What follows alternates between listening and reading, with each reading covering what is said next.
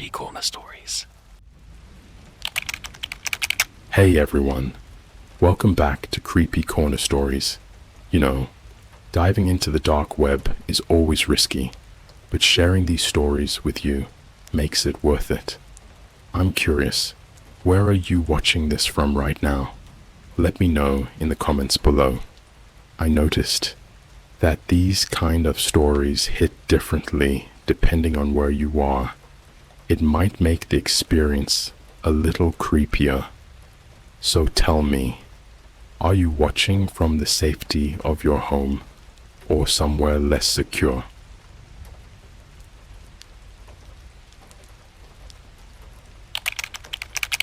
I found a dark web forum where scientists admit alien contact.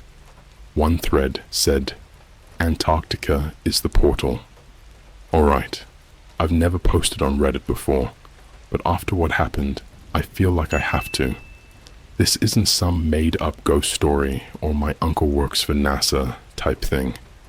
I don't care if you believe me or not. Just don't go looking for this stuff. Call me Jake. I'm 26, and until a few months ago, I was living in Denver doing freelance graphic design work, mostly for small-time streamers, YouTubers, and indie games. I didn't have a lot going on. It was a lot of late nights, DoorDash, and scrolling TikTok until my eyeballs hurt. I hung out on Discord a lot, mainly in a server with a bunch of randoms I met through Reddit years ago. One guy in there, goes by VoidMiner00, was always posting conspiracy crap.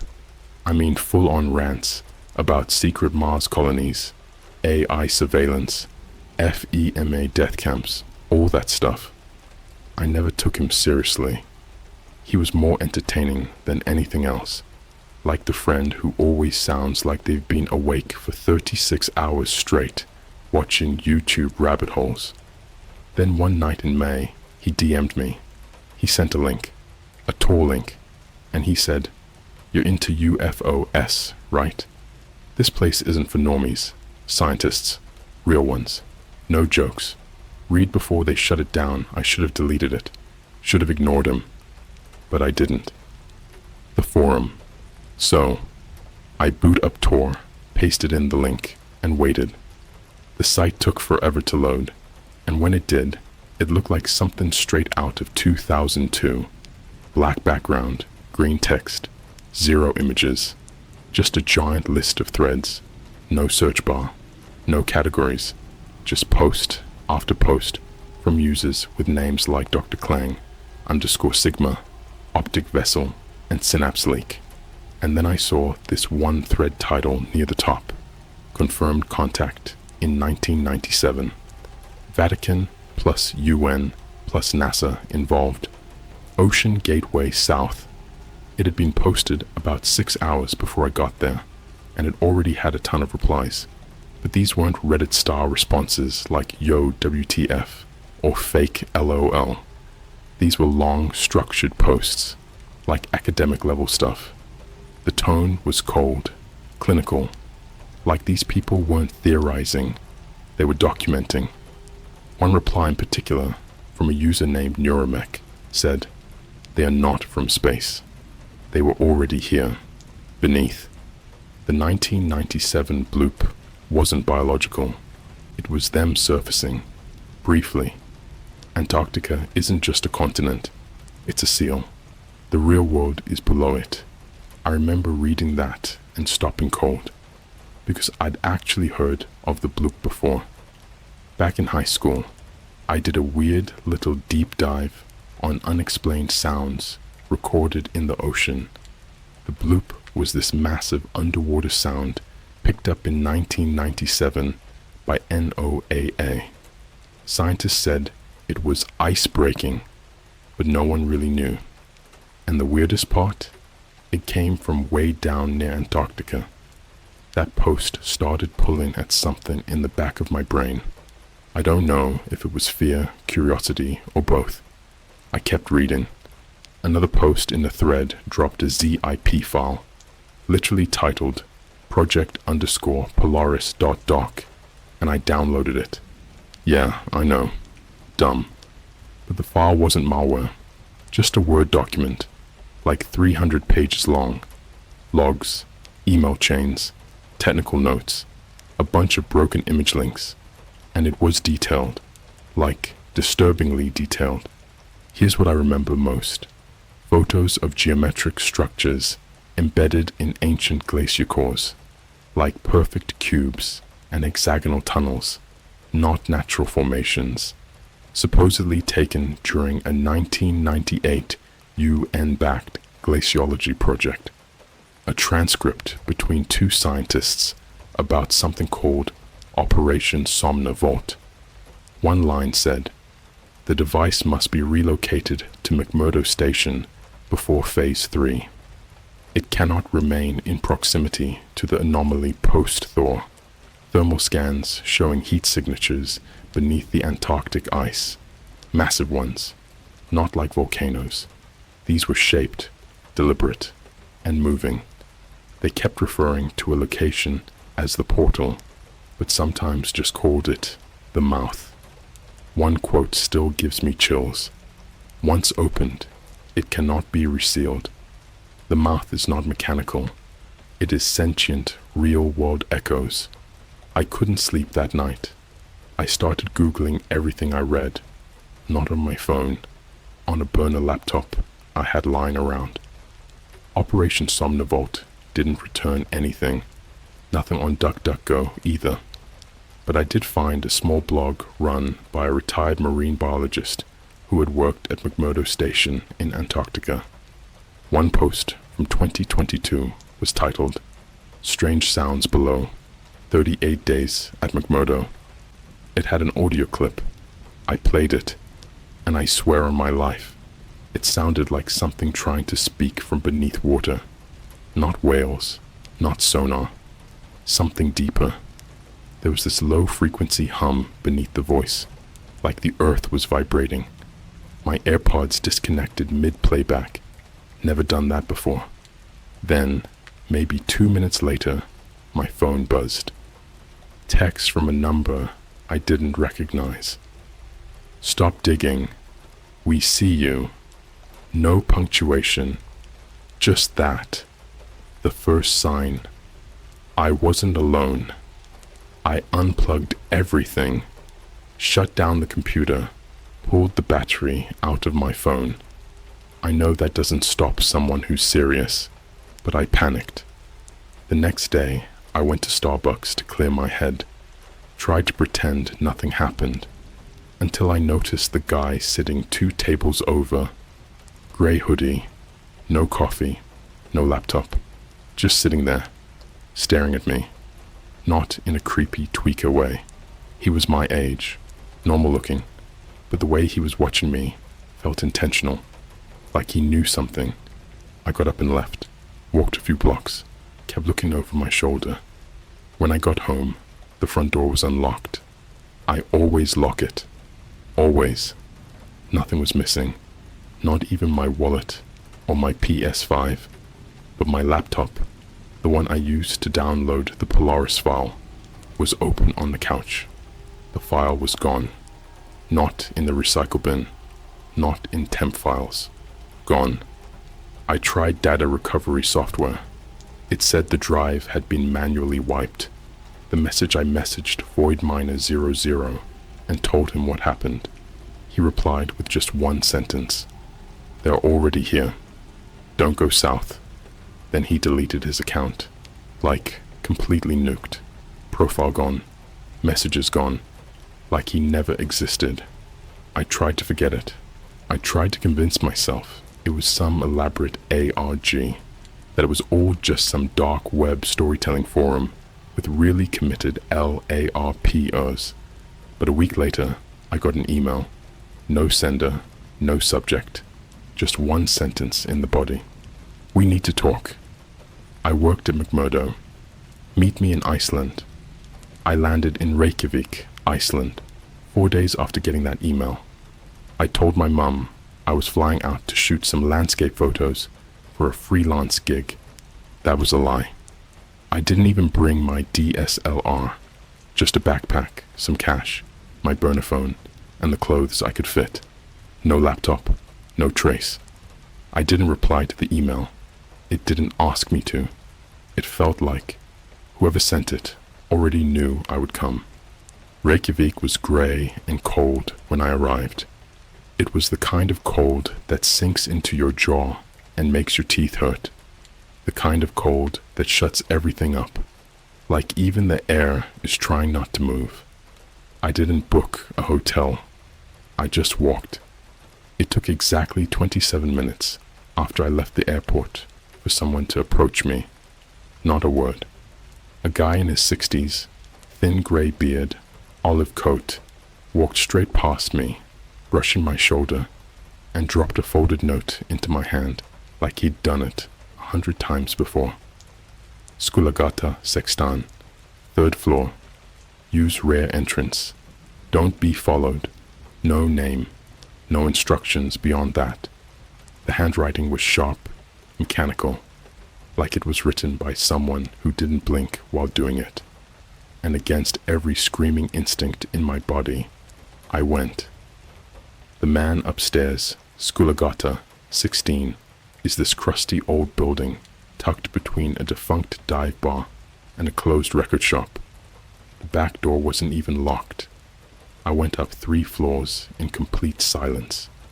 The only sound was this loose light fixture above the stairwell, buzzing like it was full of flies.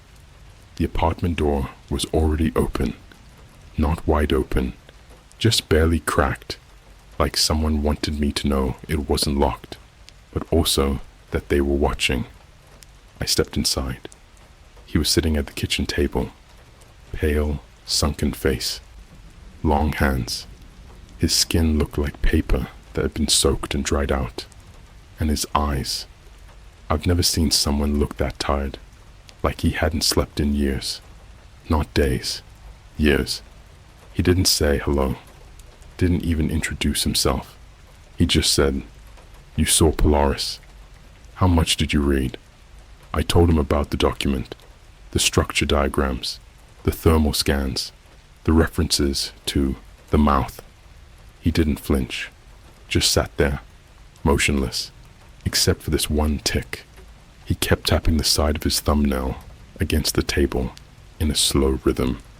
Tick, tick, tick. Then he leaned forward and whispered something I will never forget. They woke up, and we kept them fed. The Antarctica Project. According to him, the real name of the operation wasn't Polaris. That was just the civilian-facing label for a set of deep core research missions funded by the NSF and disguised as glaciology work. The actual project name, buried in internal documentation, was NOSOS, Null Origin Subterranean Organism Study. Back in the late 80s, they drilled deeper than they were authorized to, beneath Lake Vostok, beneath the crust pockets, down where no sonar ever returned clean data. The ice didn't behave like normal ice anymore. It would heal after being drilled, harden under heat, and worst of all, it was warm. Not just a few degrees above freezing. Warm. There were pressure anomalies, non-random vibration patterns. Whole 30-ton sensors would vanish from the shaft overnight, with no trace. Then the signal started. Not radio, not audio. Bioelectrical pulses, rhythmic, repeating, like a code, but not meant for humans. We thought we were studying it, but it was studying us, waiting, mimicking the team lost contact with Sector 6 in August of 1997. All 10 researchers disappeared. They found their camp 3 days later, abandoned, tents shredded from the inside. No blood, no tracks, just their equipment left recording nothing but static, until one file, an audio log, 3 minutes long. He played it for me. The tape. If I could destroy one memory from my life forever, it would be what I heard on that tape. It starts with wind, then static, Then this vibration you can't really hear, but feel, like pressure inside your skull, the kind of pressure that makes you dizzy, like the room's tilting, but your body's standing still. Then the voice kicks in, but it's not a voice, like a person. It's copies of voices, all mashed together, shifting mid-word, like it's trying to speak English, but doesn't understand meaning. Just sounds. You hear it say, "You feed the door feeds you, remember the body," and then screaming, not like someone was being attacked, more like someone had seen something they weren't supposed to see, and their brain just broke. The last thing on the tape is this deep, gurgling inhale, like an animal drawing in breath for the first time. And then silence. The feeding protocol. That's when the man pulled out a notebook. Old, leather-bound, pages yellowed and stiff. He opened it to a page with a list. Years, names, coordinates. They were dates and missing persons. Each year lined up with a different missing scientist, climber, journalist, or civilian tourist who had disappeared somewhere near Antarctica. No search parties, no news headlines, just one line across every file. Presumed perished in extreme conditions. No remains recovered. He flipped to the final page. It just had a single entry. 2025. V. Harker, prepped for December dispatch. I asked him who that was. He didn't answer, just looked up at me and said, "They have to be fed. Every year, the closer they get to waking, the more they need the thing in the freezer." I don't know why I asked. I wish I hadn't. But I asked him, "How do you know all this?" And he said flatly, "Because I was part of the team that first saw it." He walked to the kitchen and opened the freezer. There was a box inside, wooden, old, chained shut with iron clamps and a padlock that looked like it belonged in a medieval dungeon. He pulled it out and slid it across the table. He didn't open it, just stared at it for a while, then said, "One of its teeth. It keeps growing even when removed. We keep it cold because it still writhes when warm." I asked what it looked like. He said, "Like a tusk, but hollow. The inside is covered in nerve endings. We tried to scan it once. The tech started having seizures before we even powered the MRI. We had to burn the lab." I asked if it could feel, and I swear to you, this man, who hadn't smiled the entire time, started to cry, not like sobbing, just silent, wet eyes and shaking hands. Then he whispered, "It dreams, and we are inside the dream final warning." As I stood up to leave, I asked him why he called me, why he didn't just let this die like the rest of the team clearly wanted. He handed me a flash drive. Then he said, "Because the portal is not a doorway. It's a mouth, and we're inside the stomach. We're not opening it. We're being digested." And just like that, he told me to go. No dramatic ending, no goodbye. Just, get out of Iceland before the 3rd. They'll come for me by then. They won't touch you. Yet. I left. And 2 days later, I saw the headline. Local man dies in Reykjavik. Apartment fire. Body not found. That was him. But there were no flames, no damage, just ash. Like a whole room had been erased and compacted into a single black smear across the tile. I checked the flash drive the moment I landed back in the States. It had one file, a video, less than 2 minutes long, and it was filmed inside McMurdo Station, deep underground, far beneath the authorized levels. The footage shakes violently, like someone's holding the camera while sprinting, red lights flashing, screaming in the background, and then it cuts to a massive wall of ice, but not solid, It's pulsing like a lung, and in the center, a fissure opens up, slowly, and from inside, a shape begins to move toward the surface. Not walking, not crawling, just sliding upward, like something waking up. The camera cuts right before it breaches the ice, but the last frame, the very last frame, you can see an eye, not a human eye, not an animal's. It's perfectly round, milky, no iris, and it blinks sideways, like a lid closing across, not down, and I swear to God, it looks directly into the camera. Then the screen goes black. I haven't slept in 3 days. My phone rings sometimes, but no number ever shows. My neighbors say they've seen a man sitting in a parked car across the street for hours at a time, just watching my apartment. I tried telling someone, anyone. They just say I need help, that I'm paranoid, that I'm cracking. But I know the truth now. We're not on top of the world. We're beneath it. We're in something's gut, and it's waking up. If you're reading this, then you've already been exposed. It doesn't matter if you believe me. It doesn't matter if you think this is some story, or some viral campaign, or just another internet creep post. The moment you read the words, you're part of it. It's not superstition, it's conditioning. Information is the infection. That's what they called it in the declassified files. There's no escape now. I tried to warn people. I sent the footage to a dozen tech YouTubers, conspiracy channels, paranormal podcasts.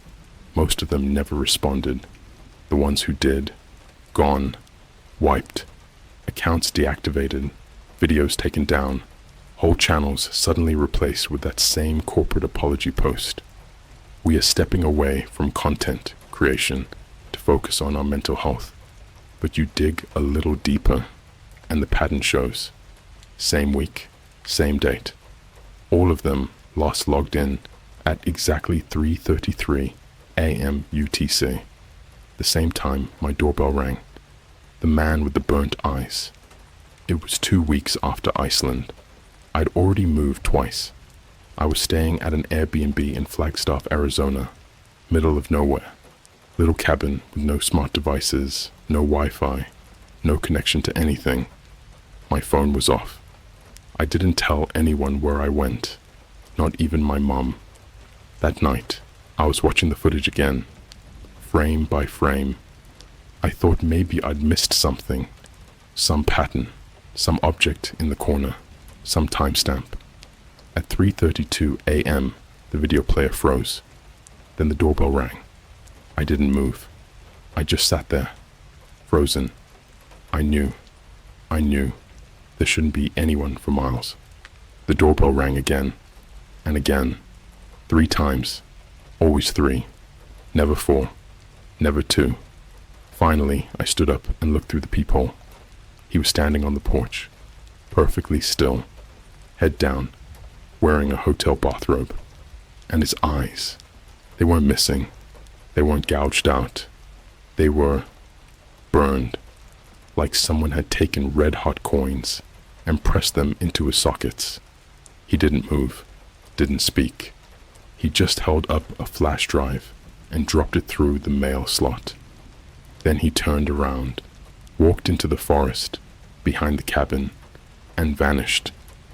I didn't follow him, because the moment he disappeared behind the tree line, the forest made this sound like something huge exhaling, like a wind that had been held in a dead throat for centuries, and then it stopped, like it never happened. The sleep test, the flash drive, had one file on it, sleep test _0 9-25-23.mp4. It was security cam footage, fixed angle, a room, white walls, fluorescent lights, one table, one chair, and a man strapped down with medical restraints. He was wearing a hospital gown. His mouth was taped shut. His eyes were being held open with these tiny metal prongs. On the wall behind him, NASA and DARPA logos. The timestamp started at 12:01 a.m. At 12:03 a.m., he starts shaking violently, like his spine is trying to tear itself away from his body. At 12:05, he starts screaming, but his mouth is still taped. The sound comes from somewhere else, not from the tape audio. It comes from inside the video, but also like it's inside you, like your bones are hearing it. Then, at 12:07, a voice comes over the intercom. Female, robotic, completely emotionless. Begin portal dream sequence. The lights dim. The man starts convulsing, and his eyes, God, I swear, they turn black, not like the pupils dilated, like the whites of his eyes melted and turned to tar. You hear the voice again. He's saying it. Then, out of frame, something lowers from the ceiling. It looks like a mechanical arm at first, but then the flesh starts to show. It's not a machine. It's an appendage. And the moment it touches the man's forehead, he stops screaming, dead silent, like someone just flipped a switch. And then he starts laughing, not loud, not manic, small, like he just heard the best joke in the world and was too scared to laugh out loud. And then he says, "It's not a planet. It's not even a place. It's a womb." He starts crying blood. And then the video cuts out, the screaming coordinates. On the back of the flash drive was a sticky note. 53 degrees, 10.4 minutes west. Remember the frequency. I plugged it into Google Earth. The coordinates pointed to an empty stretch of the southern Pacific Ocean. No land, no islands, nothing. But when I cross-referenced it with data from the HAARP monitoring station, there was one entry that matched that location. A pulse, a single repeating frequency, detected for 3 hours and then never again. The signal wasn't audio, it was vibrational. So I downloaded a waveform render of it and ran it through a spectrogram tool. And when I saw the shape it formed, I actually threw up in my trash can, because it wasn't random. It was a face, long, wide, mouth stretched open, no eyes, just a black hole where the head should be. And inside the mouth was a spiral. And if you zoom in on the spiral, frame by frame, you start to see letters. All that lives is in its stomach. What the whisperers told me. 2 nights later, I started hearing them. They didn't speak in full sentences, not in dreams, not in thoughts. In between those, they spoke in the air, in the flicker of shadows, in the reflection of your face in a mirror that doesn't quite copy your expression. They whispered things I wish I could forget. We were always beneath you. Your skin is the ceiling. When the first star died, its soul became teeth. You were born inside something's wound. That's why you cry. They started following me, not people, reflections. I'd walk past a storefront at night, see my reflection, but the arms would be wrong, longer, holding something I wasn't, smiling when I wasn't. One time, I turned away and it kept looking. I'd smashed every mirror in my Airbnb and covered the windows in foil. Didn't matter. The shadows still twitched when I wasn't looking. The tourist program. The man in Iceland told me that the governments fund eco-tourism in the South now. Fake luxury trips to Patagonia, Antarctica, the Arctic Circle. But some of those programs aren't real. They're not tourist trips. They're offering a contest winner here, a research internship there, carefully selected people who won't be missed. The feeding schedule is controlled by something they call the threshold doctrine. Every 12 months, One offering must enter the vault, not to escape, not to explore, to enter its mouth. They call it swallowing the ghost. One scientist recorded what happened to the last volunteer. She didn't die right away. She started talking in her sleep, writing symbols in blood.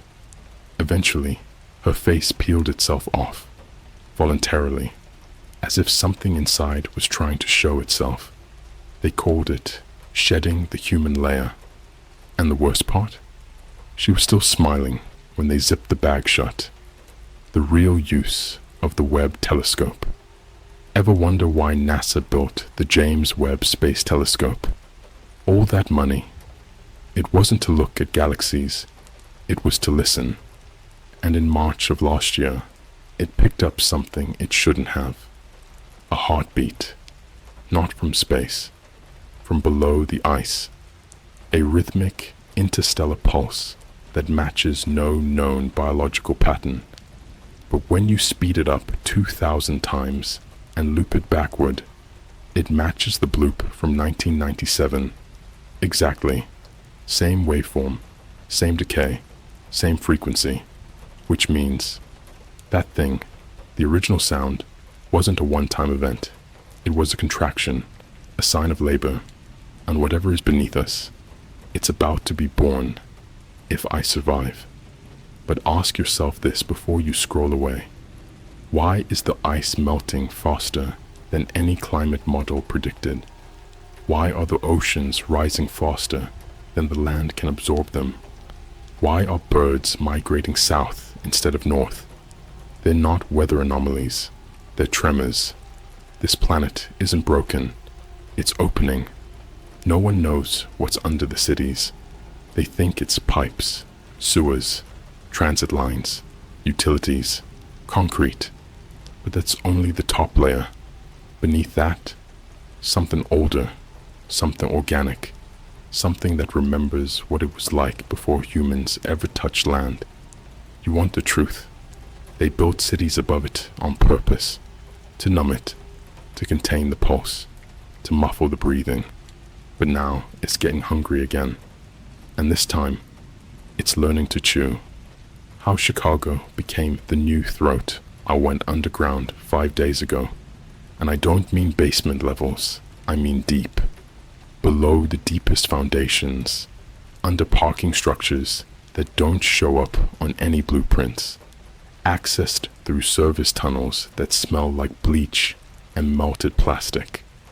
I bribed a retired city contractor to give me the coordinates, said he'd seen blueprints marked private deep federal only with huge black squares over parts of the loop that don't exist on the surface.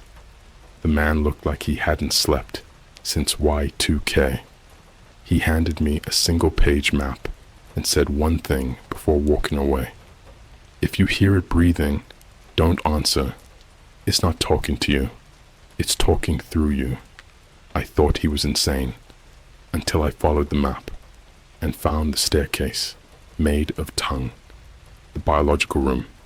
It started in a maintenance shaft off Lower Wacker Drive. A bolted steel door, no markings, sealed with a biometric lock. I didn't hack it. I didn't break it. I didn't do anything. The door just opened when I touched it, as if it recognized me. The corridor beyond was lined in pale, porous stone, but when I touched the wall, it was warm, moist, and then I noticed the walls were moving, slowly, breathing. It wasn't stone, it was calcified flesh, and it was alive. I walked for almost an hour, no turns, just one straight corridor. The deeper I went, the more my head started to pound, like my brain was being squeezed by invisible fingers. And then I saw it. A room. Circular. Organic. Everything in there pulsed. The ceiling was covered in what looked like teeth, but not bone. Black. Slick. Some were still growing, spiraling inward like they were reaching for the center of the room. And in the middle, a pit. Not a hole. A pit. Round. Mouth-shaped. Not metaphorically, literally. A mouth, with lips, with gums, with hundreds of vertical rows of infant-sized teeth lining a fleshy tunnel that descended into infinite darkness. I heard screaming echoing up from inside. Except it wasn't screaming. It was laughter recorded backward, slowed down, and played through lungless vocal cords. What they feed it, I found the answer in a box, a metal case near the mouth, half submerged in this translucent, jelly-like sludge. I pulled it out and wiped it off. It was locked with a fingerprint reader. It unlocked when I touched it. Inside were dozens of Polaroids, not photos, Polaroids. Every single one showed a person standing in front of a landmark, Times Square, Disneyland, a McDonald's in Tokyo, a Starbucks in Dubai, smiling, normal. Under each photo, handwritten in faded ink, 42 seconds, 83 seconds, 174 seconds. I realized these weren't timestamps. These were digestion times. They were measuring how long the subject stayed conscious after being swallowed. And then I noticed one photo that wasn't like the others. It was a mirror selfie of me, taken in my Denver apartment months ago. The same hoodie, same expression. Underneath it, written in thick black marker, unripened, scheduled for March 2026. The nursery. Beneath, after the pit, I followed a side tunnel that led downward. I passed what looked like old bunkers, metal doors rusted shut, numbers etched into the frames. I pried one open and found a room full of broken IV bags, torn restraints, and scribbled notes on the walls in blood and ink. Do not name it. Do not listen to its voice when it sounds like someone you love. The jaw is not the worst part. It's the tongue that remembers your name. In the corner of the room was a glass tank, and inside, a fetus, human-shaped, mostly, but too long, too pearl. The fingers were fused together into flipper-like appendages, and the eyes, they were already open, no eyelids, just wide, milky orbs with spirals etched into the iris like tree rings. Its mouth was twitching, trying to form words it didn't understand. On the glass, written backward with a finger, we are its first thoughts. The whisper drug. There was a syringe on the floor next to the tank, still full. Label said, Somnolite Beta 05, for use only under Protocol E13. I took it. I injected it into my thigh because I couldn't stop myself.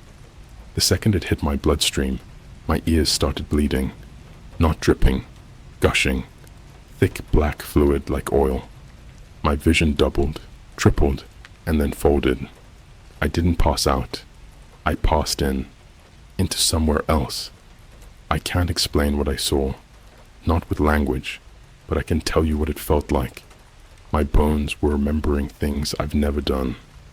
My spine was being prayed to by something without a name. My voice was coming out of the mouth of a dead priest in a mirror that wasn't reflecting me. And there was one sentence I couldn't stop hearing. You are the tongue now. What it really wants. It doesn't want Earth. It doesn't want our bodies. It wants language. It wants to speak through us. It wants to scream itself into being, using our thoughts as its phonetics. Because when you say its name just right, you become a mouth for its children. That's what the portal is. Not a place, not an entrance. It's a throat, a vocal cord, a birthing canal for a vocabulary made of flesh and nerve. And every time someone reads about it, every time someone speaks its story aloud, it learns to pronounce itself better. We're not being warned, we're being rehearsed. The lost room.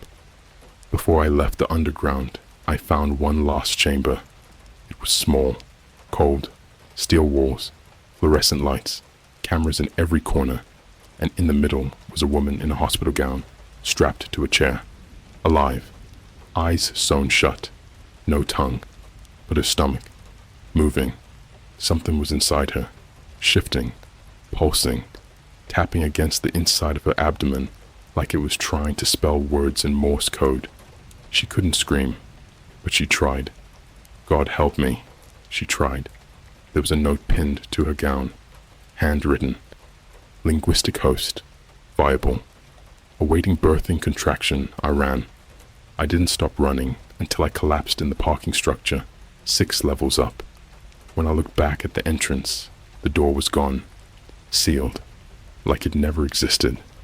And now, the dreams won't stop.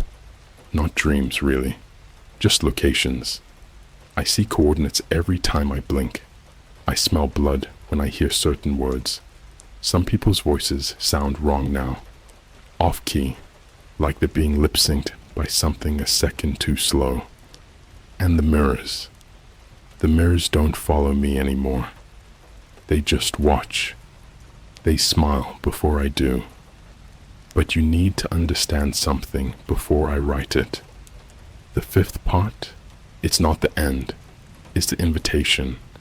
And once you hear what I saw next, you'll wish you could rip out your tongue before it starts speaking for you.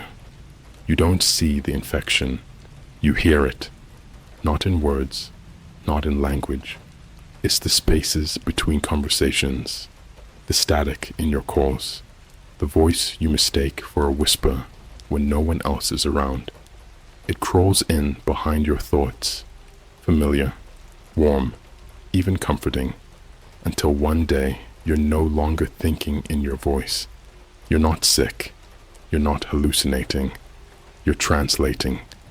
That's what they told me in the final file, the Phonome Manifest. It was never about controlling us. It was about using us to speak itself into reality, because the only thing keeping it asleep is the silence, and we never shut up.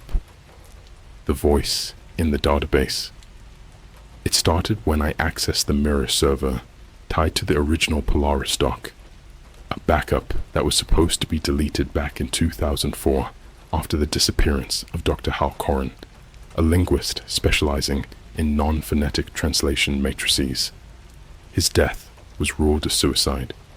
He had clawed out his own throat, not sliced, not stabbed, clawed, nails shattered against his own larynx, fingers broken, neck torn open like he was digging for something inside his own windpipe. His last log was buried deep in the manifest files, stored in audio format with a corrupted header. I recompiled it manually. At first, I thought it was just noise, low static, a bit of distortion, until I realized it wasn't sound at all. It was a spectrogram encoded message, one that only becomes visible when played backward and slowed by 44%. The shape it formed, a larynx, human, bisected, stretched open, something crawling out. Then the audio whispered, "We do not use mouths. We use minds, the forbidden rooms in Antarctica. There are 11 sealed levels beneath McMurdo Station. No maps, no lights, no access without retinal keys from dead people. I never went there physically, but I didn't have to, because someone streamed the footage, live.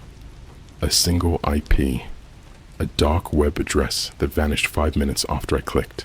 It was a camera feed from level 11, time-stamped in real time. You ever seen a room eat sound? This wasn't silence. It was negative sound. Your body expects echo, tone, breath. This feed showed a room where those rules had been rewritten. The walls were covered in teeth. Hundreds, thousands, each one whispering different phrases in different languages. All real languages, Latin, Sumerian, Mandarin, Arabic, but forming no coherent sentence. Just one ongoing vibration. A single resonance they called the ascending frequency. If you heard it long enough, Your nose started bleeding. Your spine ached. You felt pressure behind your eyes. You wanted to open your mouth, even if you weren't speaking. One man on screen was doing just that. Arms bound, lips sewn shut, but his chest still rising and falling in the shape of words. He was breathing out syllables he couldn't physically say. And when one of the researchers leaned in close, trying to listen, his ear caved inward, like the sound sucked his skull into itself. The camera glitched. The man's body collapsed into a spiral. Not blood, not bones, just letters. Letters shaped like vertebrae. They're breathing through language. There are people among us now who aren't people anymore. They smile too long. They blink out of sync. They speak with lips that don't quite match their voice. They've let it in. Their lungs carry phonemes, not air. I met one in Berlin. She sat next to me on a subway at 2:11 a.m.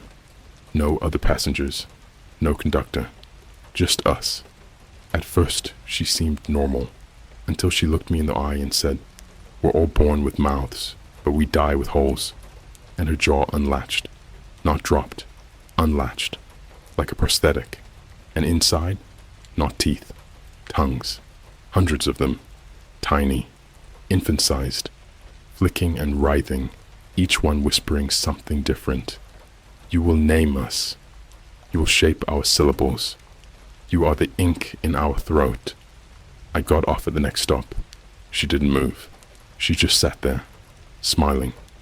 By the time the door was closed, she had no face left, just a mouth, and it was still forming new letters as the train disappeared into the dark. What the final thread revealed. I went back to the DarkWeb forum that started this, the one Voidminer 00 linked me to. It was empty, all threads wiped, all users gone, except one, a single locked thread. This is the word that opens the world. No replies, no usernames, no timestamps, just a .txt file called edamother.txt. I opened it. Inside were instructions, written like a ritual, but modern, cold, scientific, a blueprint for a linguistic birth canal. Stage 1, exposure to recursive symbol sets. Stage 2, mirror infection, identity decay via mnemonic echo. Stage 3, externalization, spoken echo, replaces original language. Stage 4, linguistic collapse, birth of the phonic gestalt. It ends with this line. At this point, subject no longer qualifies as Homo sapiens. Classification updated to phonovorid carrier. And then, coordinates. Same format as before. Only this time, they pointed to inside the Vatican archives. The Vatican whisper recordings. I don't know how I got the audio. I don't want to know. But it came in a package. No return address. A USB sealed in wax. One folder, labeled Sybil_chamber_logs. Each file is a recording made beneath the Vatican. Over 400 hours of audio. Most of it is incomprehensible. Wailing, whispering, guttural vowel chains with no syntax. But in one file, log 389a.wav, you can hear a child's voice repeating the same phrase. The first language was not spoken, it was grown. They weren't translating ancient texts in the archives, they were harvesting them, because the first languages on Earth weren't made by humans. They were found, and every attempt to speak them now is like dialing an ancient number that still connects to something alive. What's coming next? Forget the portal. Forget Antarctica. Forget the underground labs. It's already here. The words are in your TV shows, your TikToks, your memes, your Spotify playlists. Not the words themselves, but the shapes, the sounds, the frequencies. It only needs one perfect syllable, one perfectly shaped mouth to say it, one final voice to call it out completely. And once it's said, just once, there's no undoing it. The birth is complete. And Earth was the womb, not the habitat, the womb. What I saw in the mirror this morning, it wasn't me. It looked like me, but it wasn't blinking. Its mouth was open, but not like it was screaming, like it was waiting. And when I smiled, it smiled first. The glass rippled. Then my reflection opened its mouth wider and said, "Thank you for carrying me this far. The others will speak me soon." I smashed the mirror. Didn't matter. The voice didn't come from the glass. It came from behind my eyes. One final file. I'm posting this now, because I'm almost gone. I can feel my words breaking apart, turning into shapes I didn't design. I dream in phonemes now. I see syllables in people's faces, and the reflections no longer hide. They've started correcting me when I talk, correcting my grammar, preparing me. This is the end of the story, but the beginning of the broadcast. Once you hear the final word, you won't forget it, because you won't be you anymore. You'll be another mouth, another voice in its chorus, another part of its scream, ready to speak the world open. This was not fiction. This was the spell. You finished it. You're part of it. The next time you speak aloud, it will know where you are.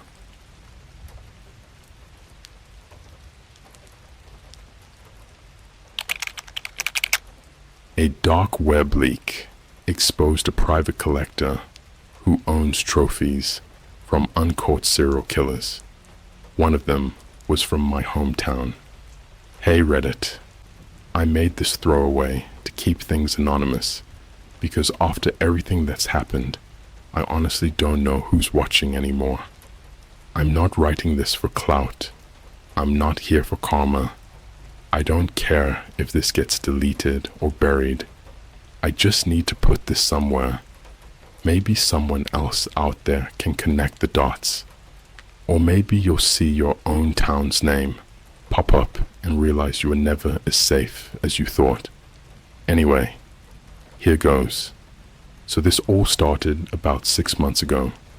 I was staying with my cousin Mason out in Colorado Springs. I'd just gotten out of college, working remotely, and thought it'd be cool to crash with him for a while. Cheap rent, good vibes, you know? His apartment was right above a Starbucks and next to this gas station that always smelled like burnt rubber. But hey, it was home for a bit. Mason's kind of a tech nerd, like big into Reddit, Discord servers, old forums, and yeah, the deep web. Now before you roll your eyes and think, okay, edgy 4chan story time, chill. I was the same way. I never really believed that whole red rooms and assassins for hire thing. It all felt like internet boogeyman stuff. Until one night, we saw something. It was like 2:30 a.m. on a Wednesday. We were watching some trashy horror animation on YouTube, scrolling through X, formerly Twitter, laughing at dumb memes when Mason's friend, Cairo, hits him up on Discord. Yo, you guys need to see this. Fresh leak just dropped on r/onion sauce. That sub doesn't exist anymore, by the way. It got nuked about a week after this whole thing started. Mason clicked the link, and it took us to this .onion site. I didn't recognize the URL at all, and it was bare bones. Black screen, white courier, new text, no images, no JavaScript. Just one post, titled, Private Collection, Untouched, Unseen, Uncaught. It looked like someone had dumped a massive archive of images, videos, and scanned documents. Hundreds of folders, each named with random strings like FL94, DUNN, or TX73 Vulture. Mason scrolled for a while before clicking on one that caught his eye. CO98 CYPRESS. Inside were 7 photos, They looked old, like mid-90s digital camera quality, washed out and slightly grainy. The first one showed a pair of boots, soaked in something dark, mud maybe, or blood. The next was a blurry photo of a small bedroom with a child's drawing on the wall. Third was, I don't even know. It was just a hand, pale, stiff, lying next to what looked like a toy rabbit. That's when Mason whispered, "Dude, that's near here." I looked over, and he was pale, scrolling through Google Maps. He pointed at a street view of a small fenced-off house with a cypress tree in the yard. Same one from the photo. Now, I get chills easy, but this felt different. Like something ancient had just moved inside my chest. I didn't like the way those pictures felt. Like they weren't just documenting a crime, they were celebrating it. Then we saw the note. At the bottom of the folder was a .txt file labeled Provenance. We opened it. It was a list, plain and simple. Serial numbers, dates, locations, and then something that stopped my heart. Collected, tooth, female, age 7, Colorado Springs, March 1998. Confirmed, never recovered. The description matched a girl who went missing from our town back in the late 90s. Her name was Lila Torres. I didn't know her personally. My mom used to mention her whenever a kid went missing. Remember Lila, honey. Be careful. The police ruled her a runaway. No body, no suspects. But here it was. A collector, some psycho, was claiming to own her tooth like it was a Pokemon card. At this point, Mason was freaking out. He started digging deeper into the archive.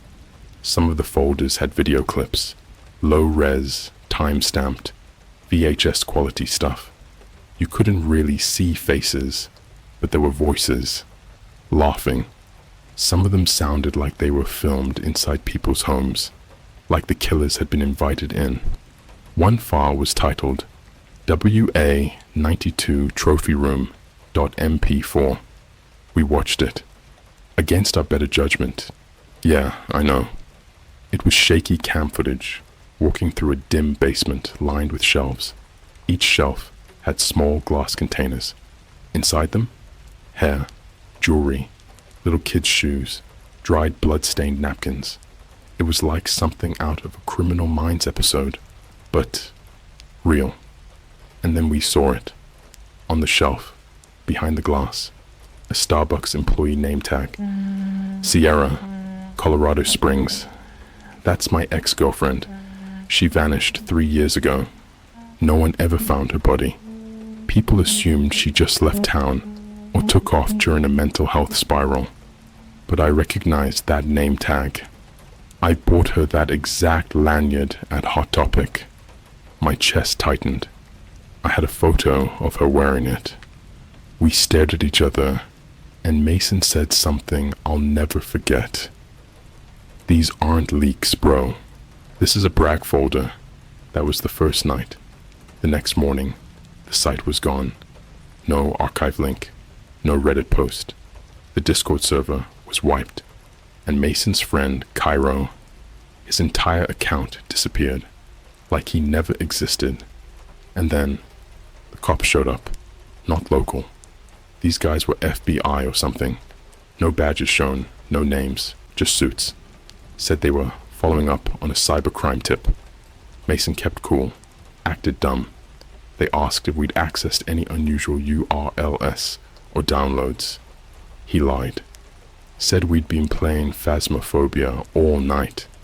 They left without taking anything, but they knew. You could see it in their eyes. We weren't just looking at old crime scene files. We'd opened something.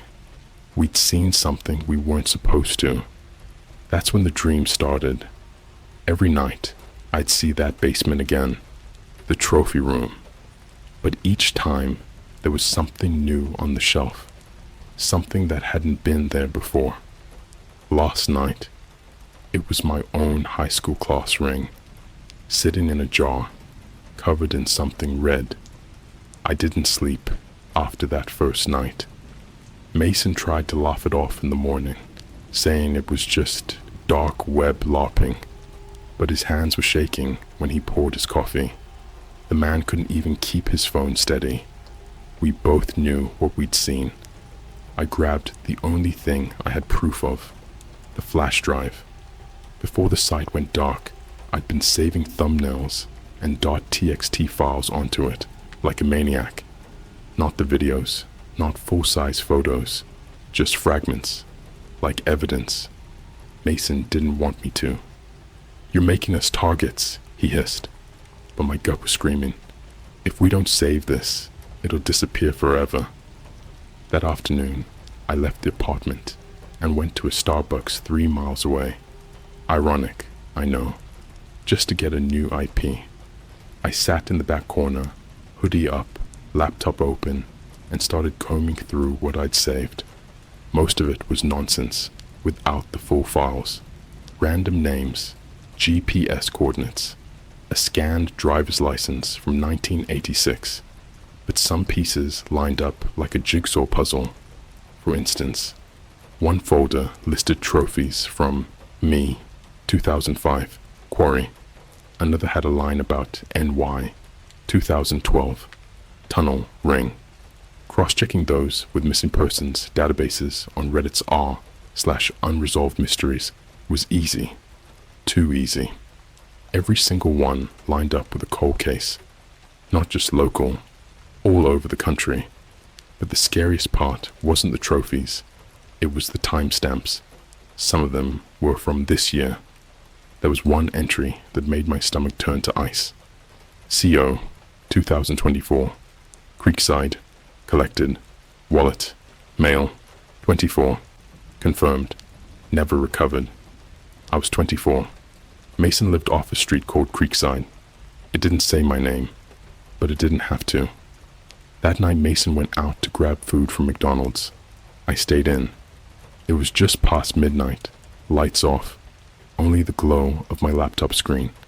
I was reading a .txt file I hadn't opened before.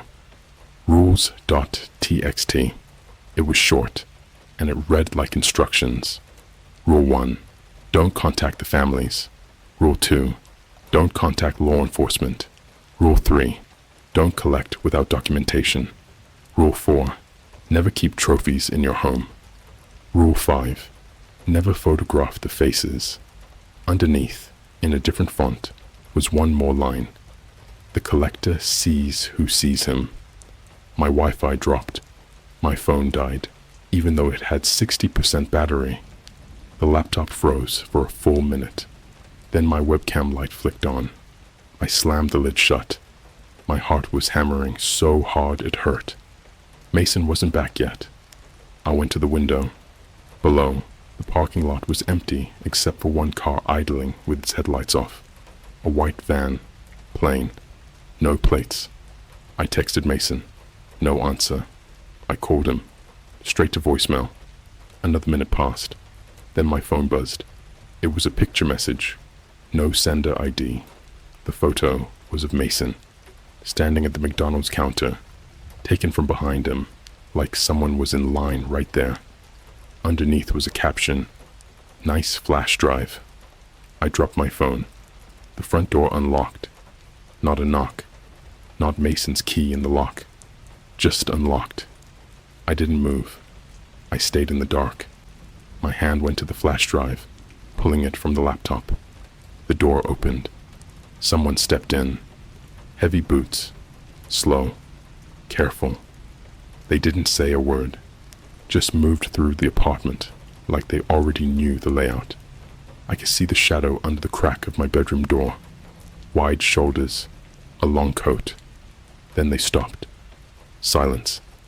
I held my breath until my lungs screamed. My hand was over my mouth. Then, faintly, I heard a sound. Not a whisper. Not a word. A laugh. The exact same laugh from the trophy room videos. The shadow moved away. Front door opened. Closed. I waited. 5 minutes. 10. My ears were ringing. Finally, Mason texted me. Lost my phone. On my way back. Be there in 10. I almost threw up. When Mason came back, I didn't tell him everything. Just said someone had been in the apartment. He checked the door. No signs of forced entry. No van outside. I pulled up my phone to show him the picture message. It was gone. Deleted from my gallery. No trace. Then Mason's phone buzzed. New text from an unknown number. Rule 1. I've never felt a cold like that before. Not the kind that makes you shiver. The kind that makes your bones feel hollow. That night we didn't sleep. Mason sat on the couch with a baseball bat. I sat at the table, flash drive clutched in my hand like it was a grenade. At 3:13 a.m. exactly, my laptop turned itself on. No power button pressed, no charger connected. One folder appeared on the desktop. Look. Inside was a single photo. Our apartment, taken from the corner of the living room while we were sitting there. That was the moment I realized this wasn't a collector of trophies anymore. This was a collector of witnesses, and we'd just been added to the list. By the time the sun came up, the apartment felt like a tomb. We hadn't slept. Every sound from the hallway made Mason flinch. I'd been sitting cross-legged at the table, staring at the flash drive like it might start hissing at me. We knew two things now. Whoever this collector was, he had eyes on us. The police weren't coming. Mason tried to come up with rational explanations. It's a prank, he muttered. Some ARG. Someone found our IP, sent those pics to mess with us. But his hands kept flexing, clenching, unclenching. He didn't believe himself. I opened the flash drive one more time. New files had appeared overnight. I hadn't added them. The folder was called Steps. Inside were 4 images, no captions, no metadata. The first was the lobby of our building, taken from just above the mailboxes. Empty, except for a pair of boots at the edge of the frame. The second was the stairwell, 3rd floor, a gloved hand gripping the rail. The third was our door. The fourth was my bedroom. It was a photo of me, asleep. Mason swore under his breath, snatched the flash drive out of my hand, and threw it across the room like it was a spider. It hit the wall and clattered to the floor, but didn't break. Pack a bag, he said. We're leaving. Now I didn't argue. We threw whatever we could into backpacks, laptops, chargers, cash, IDs. Mason left his phone behind. We both did. We took the stairs 2 at a time, hearts in our throats, expecting boots on the steps above us. But the stairwell was empty. Outside, the street looked normal. People walking dogs, sipping Starbucks, scrolling TikTok. That's what was so wrong about it. We were in a nightmare, but the world kept moving. We walked to Mason's car, parked a block away. The windows were covered in condensation, except for one word scrawled on the driver's side, in perfect, neat letters. Document. We drove without speaking. Highway out of Colorado Springs. Mason had that 1,000-yard stare, like he was trying to outthink a chess master. I stared out the window at the mountains, but every passing van made my stomach lurch. 30 miles out, at a gas station, Mason pulled over. We can't just run. He's tracking us, he said. How? I asked. Could be our phones. Could be a GPS in the car. Could be the flash drive. We left the car, grabbed our bags, and went inside the gas station. Mason paid cash for a burner phone from behind the counter. He used it to call his friend Caleb, a guy who ran a conspiracy podcast out of Denver. Caleb owed him a favor. We walked to a bench out back behind the gas station to wait. I remember the smell of diesel and fried food. I remember the sound of a train somewhere far away. Then my boner buzzed. Unknown number. No caller ID. I answered without thinking. Static at first. Then a voice. Calm. Measured. Male. You documented. Good. I hung up. My hand was shaking so hard, I nearly dropped the phone. A minute later, Mason's burner buzzed. Same unknown number. A text this time. Rule 3. We hadn't even known there was a Rule 3 until last night. Caleb showed up in a beat-up Ford with tinted windows. He thought we were overreacting until we showed him the flash drive. He plugged it into his laptop at a truck stop diner. The files that had appeared in the Steps folder were gone, wiped clean, but in their place was a new file called Play. Against my better judgment, Caleb double-clicked it. It was an audio file. We heard footsteps on gravel, heavy breathing, a door opening, a child humming softly somewhere, then a new sound, something metal scraping glass, then a man's voice, clear as day. They always run. And then, silence. Caleb closed the laptop. He wasn't smirking anymore. That night, we stayed at a roadside motel off I-25. One of those places where the sheets feel like sandpaper and the carpet smells like mildew. We shoved a chair under the doorknob and kept the lights on. At 2:17 a.m., someone knocked on the door. 3 slow knocks. We froze. Mason whispered, "Don't answer." The knocks came again, louder this time. Then a voice through the door, not angry, just patient. Documentation incomplete. The knob jiggled. The chair held. Then nothing. We sat there until dawn, muscles cramped, eyes wide. When we finally opened the door, the hallway was empty, but taped to the outside of the door was a Polaroid photo. It was a picture of the 3 of us, taken through the motel window while we were asleep. We drove again, north this time. No phones, no cards, just cash. We stopped at a Walmart for supplies. Mason grabbed 2 disposable cameras to photograph the Polaroids as proof. In the electronics aisle, I looked up at the security mirrors on the ceiling. A man was standing 2 aisles over. Black coat, bowl cap, not looking at products, just standing. I pretended to keep shopping, but my skin was buzzing. When I glanced back, he was gone. We paid cash and left. As we pulled out of the parking lot, there was a note under the wiper blade. 1 word. Run. It was around then we realized something terrifying. The collector wasn't chasing us. He was herding us. Every stop, every turn, every burner phone, every motel, all of it was being watched, documented. We weren't escaping. We were part of a pattern. Caleb tried to theorize, his voice shaking. It's some kind of network. A game. Where the next entry, Mason didn't answer. He was gripping the wheel so hard, his knuckles were white. I stared out at the endless fields, the telephone poles whipping by. My reflection in the window looked hollow. Then my burner buzzed. Another photo. It was my parents' house, hundreds of miles away. The caption, Rule 5. I didn't even know what Rule 5 was, but I knew in my gut it meant we were running out of time. By the 3rd day on the road, the 3 of us were hollowed out, sleep-deprived, eating gas station food, not speaking.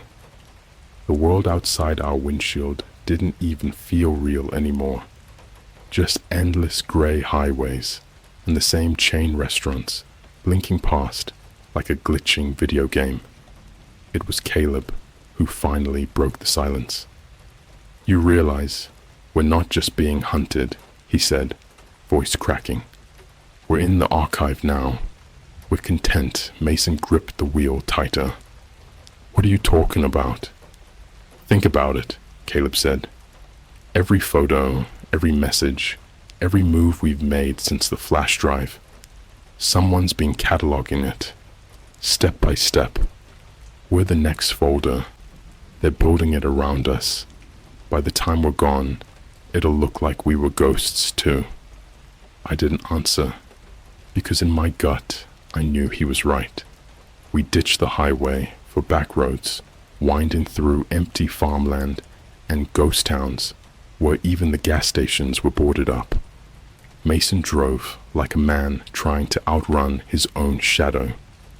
We finally stopped in a forgotten little town called Red Hollow, the kind of place with a single diner, a post office, and a shuttered movie theater with letters still hanging from a marquee that hadn't changed since 1999. It felt like no one had been there in decades. Perfect for hiding. We rented a tiny cabin on the edge of the woods from a woman who didn't ask questions. Paid cash, no phones, no IDS. The first night, the woods were dead silent. Not even crickets. We set up a plan. Caleb was going to break open the flash drive on an offline laptop, see if he could find hidden files. Mason and I would take turns keeping watch at the window. At 1:46 a.m., Caleb whispered from the table, "You need to see this." We crowded around his screen. He'd cracked the flash drive's hidden partition. Inside was a single video file named Arrival.mp4. The thumbnail was black. Caleb pressed play. The video showed the exact cabin we were in. Same walls, same table, same angle. We were in the frame. 3 of us, sitting around the laptop, watching a video. Then, in the background of the video, behind our shoulders, a 4th figure walked slowly into the room. Tall, hood up, face hidden. The video cut out. We spun around. The cabin was empty, just us. But on the table, next to Caleb's laptop, was something that hadn't been there before. A Polaroid photo, still warm. It showed the 3 of us asleep on the cabin floor. Mason lost it. "We're leaving," he hissed. "Right now." But I wasn't sure we could leave anymore, because for the first time, I noticed something in the corner of the cabin. A camera, small, black, mounted just below the ceiling, like a smoke detector. It wasn't ours. We tore the place apart, found 3 more cameras, hidden in vents, in light fixtures, no wires, wireless. Mason smashed them with a hammer. Caleb pulled the battery from his laptop and threw it into the woods. But it didn't matter, because when we opened the front door to leave, the world outside wasn't empty anymore. The woods were filled with lights, dozens of them, flashlights, moving, closing in. We ran out the back door and bolted through the trees, branches whipping our faces, mud sucking at our shoes. I could hear Mason ahead of me, Caleb behind me, our breaths ragged. The lights fanned out, voices now, calm, patient, not shouting, just talking, like tour guides in a museum. We stumbled into a clearing, and that's when we saw it. A building in the middle of the woods, concrete, windowless, no signs, just a single metal door with a keypad. It shouldn't have been there. No roads, no power lines. But it was. And on the door, someone had spray painted one word: nest. Mason wanted to keep running, but I don't know what came over me. Maybe it was exhaustion. Maybe it was curiosity. But I walked up to the door. The keypad wasn't numeric. It had letters. 5 letters. I typed the only thing that came to mind. Rule. The lock clicked. Inside, it was cold. The air smelled like antiseptic and old paper. Fluorescent lights flickered overhead. The hallway was lined with glass cases. Inside each case was a single object: a watch, a necklace, a baseball glove, a school ID. Each one had a label underneath, a name, a date. A location. The names were all people reported missing. Caleb whispered, "It's a museum." But it wasn't. At the end of the hallway was a room with walls covered in screens, dozens of them, each showing a live feed. Bedrooms, kitchens, hallways, people sleeping, eating, laughing. We were on one of the screens too, sitting in the cabin, watching the video. Behind us, the fourth figure moving closer. On the table below the screens were rows of old monitors, keyboards, and hard drives stacked like towers. Sticky notes everywhere. I picked one up. It said, "Remember, no faces." Another said, "Curate carefully." And another, "You are the archivist now." Then the door behind us shut, locks sliding. The screens all flickered at once. Every feed changed to show the same thing. The room we were in, from every angle, including directly above our heads. On one screen, words appeared in white letters. Documentation complete. Another screen. Folder created. CO-2024-NEST. Another. Trophies pending. Mason banged on the door. Caleb tried to rip cables out of the wall. I just stood there, staring at the screen with our folder name on it, because below it, a new file was already appearing. Witness_01.move. And the thumbnail was me. The door behind us was sealed. Mason was pounding on it. Caleb was trying to rip wires out of the wall, and I was staring at the screen with our folder name glowing on it like a wound. CO-2024-NEST. Below it, new files were already populating. Not videos. Blueprints. Blueprints of our apartment. Blueprints of Mason's car. Blueprints of my parents' house. Blueprints of this very room. Each blueprint had measurements, timestamps, and something called exhibit designation. We weren't just being collected, we were being installed. A speaker crackled somewhere above us. A voice came through. Calm, gentle, male. The same one I'd heard on the phone at the gas station. Curate carefully. Faces must never be shown. Another crackle. Documentation complete. Exhibit begins. The screen shifted. They weren't showing random houses anymore. They were showing us, in real time, from impossible angles. Not just cameras in the room. Angles that felt like they were inside our own eyes. On one screen, I saw myself looking up. On another, I saw myself from behind. On another, I saw the back of my own head, the way only someone taller and closer could see it. Caleb snapped. He grabbed one of the monitors and smashed it on the ground. Sparks flew. The others flickered, but stayed on. Another screen blinked to life. White letters on black. Witness 01 decommission. A door hissed open at the far end of the room, not the one we came in. This one was huge, like an elevator, and pitch black inside. A low mechanical hum seeped out. Mason whispered, "We're leaving." But I wasn't sure leaving was possible anymore. We stepped into the black. The hum grew louder. The floor shifted under our feet like a conveyor belt. The light snapped on, and we were standing in a vast underground chamber. It was like a warehouse crossed with a museum. Endless aisles of glass enclosures, each one lit from above. Inside every enclosure, an environment.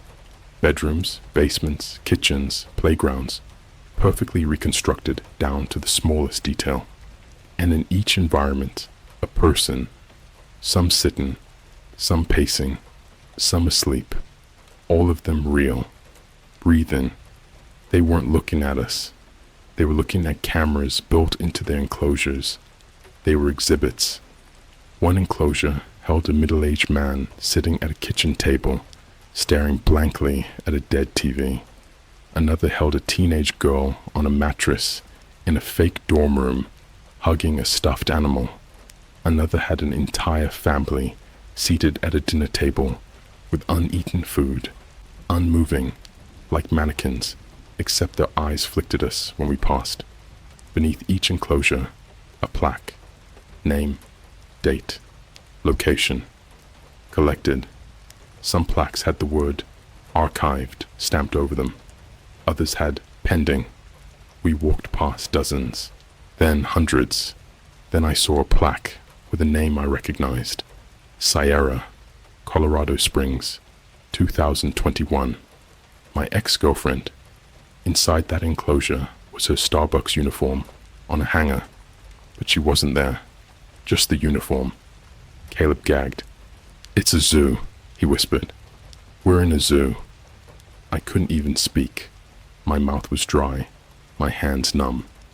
At the far end of the chamber was a raised platform, a control station covered in old-fashioned dials and switches, and behind it, rows of tall cabinets filled with identical flash drives, each labeled with strings of numbers.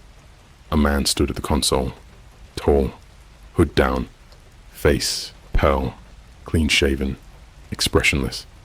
He looked like an accountant, not a monster. He didn't look up when we approached, just kept flipping switches, typing on a keyboard with the focus of someone balancing a ledger. Mason yelled, "Who are you?" The man didn't answer. He simply pointed to a screen behind him. On it was a live feed of us, standing in the chamber, looking at him. Under the feed, white text, collected. I don't know what made me do it. Maybe rage, maybe fear. I rushed the console, grabbed the nearest flash drive, and threw it at the floor. It shattered. Every screen in the chamber flickered. The enclosures dimmed. The people inside twitched like puppets with cut strings. The man finally looked up at me. His eyes were blank, but his mouth curled into a smile. Not a grin, not a sneer, just a small, satisfied smile. "Documentation must be complete," he said softly. "Faces must never be shown." Then he stepped back from the console, and every screen in the room turned black, except one. It showed my face. Mason screamed my name. Caleb tried to pull me away, but I couldn't move. My feet felt rooted. The screen showing my face zoomed in until it was only my eye, blinking, blinking. Then the lights went out. When they came back on, Mason and Caleb were gone. The chamber was empty. The enclosures were gone. The man at the console was gone. I was standing in my old bedroom at my parents' house. Everything exactly as it had been when I was 17. Posters on the walls, my laptop on the desk, even the smell of detergent my mum used. I went to the window. Outside was not my street. Outside was rows and rows of glass enclosures stretching to the horizon, each one holding a room, each one holding a person, all of them looking at me. I turned back to my desk. My laptop was open, a single file on the screen, witness_01.move. The thumbnail was me, sleeping. I don't know how long I've been here. The lights never change. Sometimes I hear footsteps outside the glass. Sometimes I hear the voice over the speaker. Cure it carefully. No faces. Exhibit begins. There's a plaque under my window. It says CO 2024 NEST WITNESS01 ARCHIVED. I don't think there's a way out, because every so often the laptop refreshes. A new folder appears. It always starts the same way. A city code, a year, a word, and inside, new images of someone else's life. Someone else on the run. Someone else thinking they're just reading a scary story online. And at the bottom of the folder, a .txt file. It always says the same thing. The collector sees who sees him.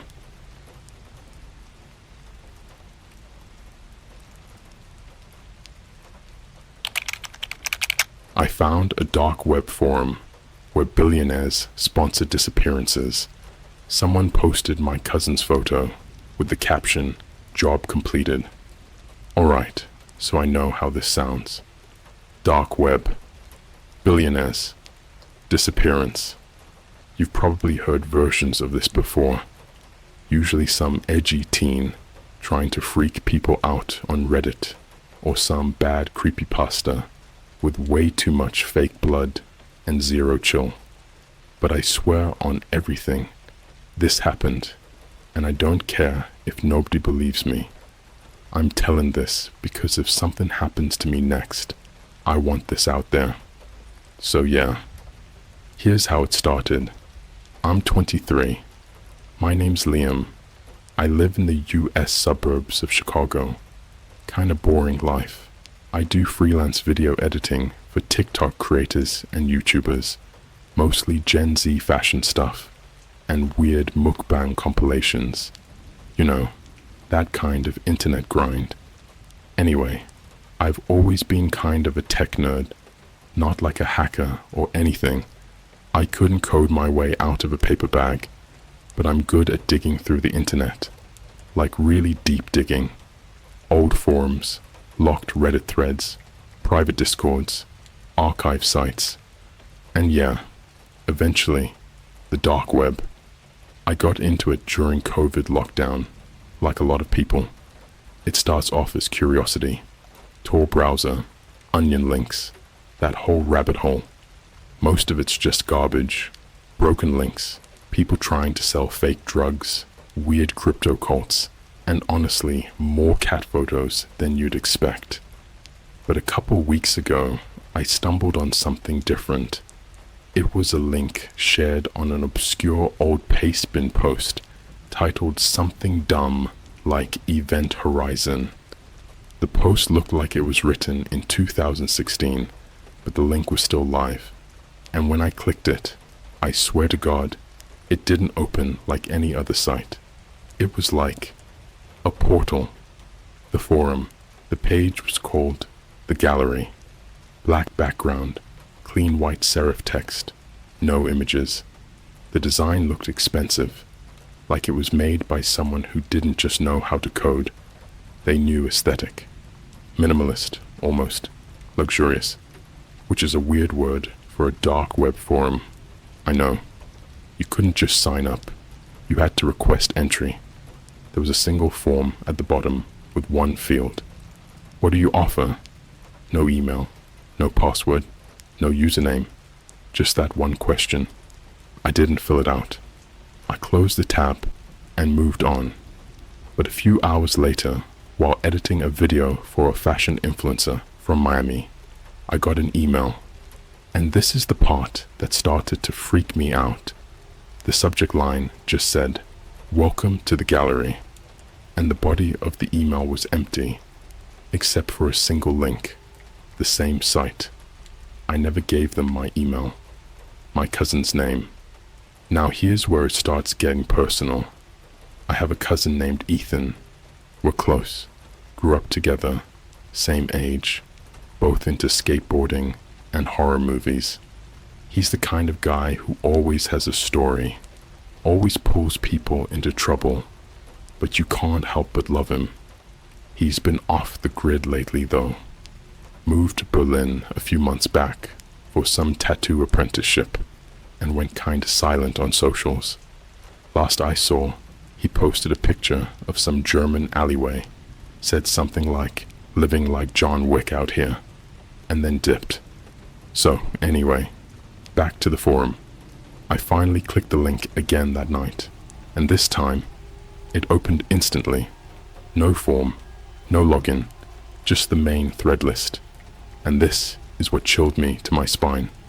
The top thread, marked with a gold pin and titled, Contract number 1496, Berlin status, completed, updated 2 hours ago by user, Blue Tungsten. I almost didn't click it, but I did. The photo. The post had one image and a block of text. The image was grainy, CCTV quality, taken from above. You know those corner store cams? That kind of angle, It was Ethan, no doubt about it. I recognized the hoodie. It was this black Nike one with the back torn from a skate accident. His head was down, walking past what looked like a train station, and underneath the photo, the caption read, "Target acquired. Extraction successful. Package neutralized. Payment confirmed. Final timestamp, 2:43 a.m. local." There were coordinates under that, linking to a pin on Google Maps. It was Berlin Hauptbahnhof, one of the biggest train stations in Europe. I thought it was a prank. I thought maybe Ethan was trolling me. He's done stuff like that before. Sent me fake ransom notes as a joke when we were teens. But I texted him. No response. I DM'd him on Instagram. Nothing. WhatsApp. Left on delivered for 2 weeks. So I did what anyone would do. I emailed his mom, my aunt. She hadn't heard from him in over a month. Said he missed their last scheduled FaceTime. That's when I started freaking out. The comments, I went back to the forum, started scrolling through old threads. They all had the same format. A location, a name or blurry face, status, completed payment confirmations, but it was the comments that really got to me. They weren't random users. Each comment had a symbol instead of a name. A wolf, a crown, a red eye. I clicked one out of curiosity. It brought me to a profile with a number. Net worth, $8.9 billion. Underneath that, a bio that said, "The hunt is art. The world is our canvas." I don't know if these were real billionaires, or some sick fantasy roleplay, or what, but it was organized. This wasn't just hitmen for hire. It was like an elite club, and they were watching. That's where I'll stop for now. I know this is a lot, and honestly, typing this out is freaking me out all over again. But I haven't even gotten to the worst part. What showed up in my mailbox last night. But if you don't hear from me soon, well, maybe check the top threads. See if my name shows up. I didn't sleep the night I found that post. Ethan's picture, the caption, the timestamp, the comments from people who probably eat at the same overpriced steakhouses as celebrities, casually typing "beautiful harvest," like they just watch someone gut a fish, not murder a human being. I sat in front of my laptop until the sunrise turned my bedroom walls gray-blue. Every time I blinked, I saw his face from that photo. The shadow from the train station roof cutting right across his eyes. The same hoodie he'd worn back in high school when we used to skate under the viaduct by the Walgreens. Except now, he wasn't coming home, and I had no idea what the hell to do. I went back to the site the next night, stupidly hoping the post might have disappeared. Maybe it was some glitch or sick prank. Maybe the image had been taken from some other angle. Maybe it wasn't even Ethan, but the post was still there.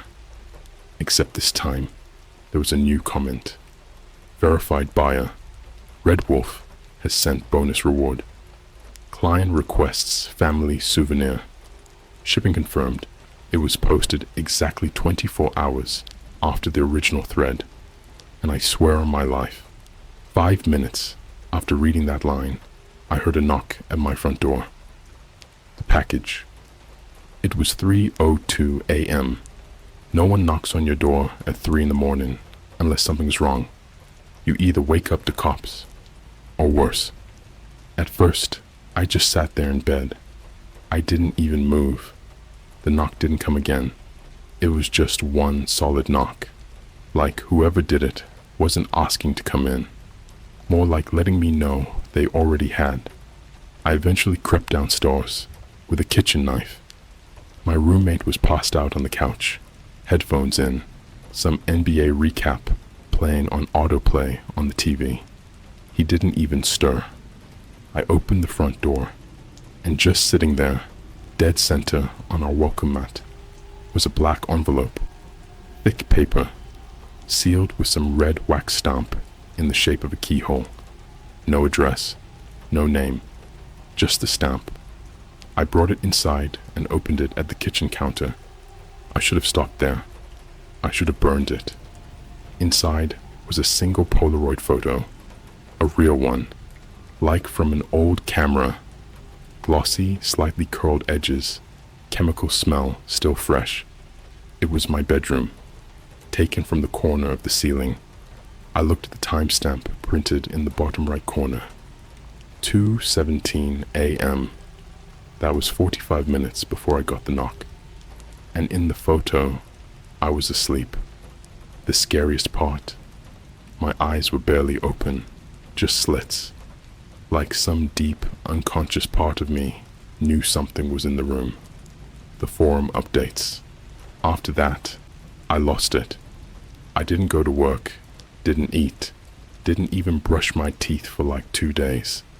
I taped up every vent, checked every outlet, covered my room with aluminum foil like some insane person on a conspiracy doc. But I couldn't stop checking the site. It was addictive in the worst possible way. Every day, a new post, a new target. Each thread written like a gallery exhibit. Contract number 1497, Jakarta. Subject 34M, musician, anti-censorship protester. Confirmed larynx damage during collection. Client notes. Silence the rebel. Status. Completed. Contract number 1502, Montreal subject. 19F, university student, volunteer clinic nurse, no criminal record, collection successful via medical transport van, status, completed, and every time, comments, people bidding like it was eBay. They used crypto nicknames, Obsidian, Blackrook, C9, Dollhouse, and then there were the weird code phrases in the comments, harvest clean, bones unbroken, left eye for viewing, right eye for silence. Flesh value exceeds estimate. Delivered warm.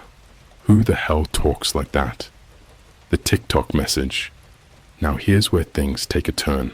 I still can't wrap my head around. I'd made a throwaway TikTok a while ago for testing filters and editing stuff. No followers. Literally 0 posts. One day, I opened it to update the app and noticed a DM notification. Weird, right? The account was dead. I clicked it, and there was one message. No username. Just this creepy auto-generated profile with a blacked-out PFP. The message was a video, only 3 seconds long. It showed a screen recording of someone scrolling my own Instagram profile, then opening the tagged section. There was a new photo tagged of me. It was a selfie I'd never taken. I clicked over to my real account, and sure enough, the tagged photo was live. It showed me standing outside a Starbucks in downtown Chicago, holding a cup, looking directly at the camera, like I was mid-conversation. The caption was just, "Next." And that photo was time-stamped 3 hours into the future. The basement tape. The final straw, the thing that made me decide to write this post, came last night. I was already crashing at a buddy's place. He didn't ask questions, just let me sleep on his couch. But I still kept getting weird chills. That feeling where your spine buzzes like a low battery, like your body's warning you, even if your brain won't listen. I checked my email again. Nothing. But then I opened my laptop camera app, and there was a new video saved in the folder. File name, Risi_BN103848.mp4. I never recorded it. I never even opened the app. The thumbnail was just black. All black. I hit play. The video was 22 minutes long. No sound. All in grainy black and white, like an old security feed. But it was inside a room. A basement, I think. You could see the stone walls, damp and cracked. One single light bulb swinging slowly overhead, creating shadows that pulsed across the ground. In the middle of the room, someone sat in a wooden chair, tied down with cables and something that looked like electrical tape. You couldn't see their face, just their legs, bare feet, scraped. They kept shifting, twitching, like they were in pain but couldn't scream. And then, around the 14-minute mark, a figure walked in, tall, wearing a full suit, no shoes, barefoot, stepping silently. On their head was a white mask, porcelain smooth, featureless, except for a single painted symbol, a red $sign, but the S was inverted, like it was bleeding upward. They walked behind the chair, leaned down to the person's ear, and said something I couldn't hear, but whatever it was made the person jolt violently. Then the masked figure held up a piece of paper in front of the camera, written in perfect handwriting. "Red Wolf appreciates your silence, Liam." I unplugged the laptop, slammed it shut. Haven't touched it since. I don't know what to do anymore. This isn't just about Ethan. This isn't some random hacker sending jump scare videos. There's a network out there, built for the rich, funded by God knows who, protected by the same kind of people who run banks and oil companies and private schools. And I've seen behind the curtain. I saw a thread tonight marked pending contract. No name, no photo, but the location was chilling. It said, contract number 1510, Chicago, Illinois. Too curious, too late. If I disappear, check that thread. Look for the next Polaroid. You'll know it's me. If you've made it this far, you're already in too deep. It's not just a story anymore. This is real. These people are real. And if you've read every word, they probably already know your name too. Because that's how they work. They don't need you to say anything. They don't need you to click any links or sign up or post on any forums. Just looking is enough. That's what I figured out too late. They're watching who watches. The morning after I found the video of the masked man in the basement, I went outside for the first time in days. Hoodie up, sunglasses on, sleeves pulled low. I looked like a junkie or some YouTube prank gone wrong, but I didn't care. I needed to get out. I needed to feel like I wasn't trapped in that thread. I needed air that didn't smell like electricity and anxiety. I walked to a 24-hour Walgreens just to be around people. Bought random stuff I didn't need.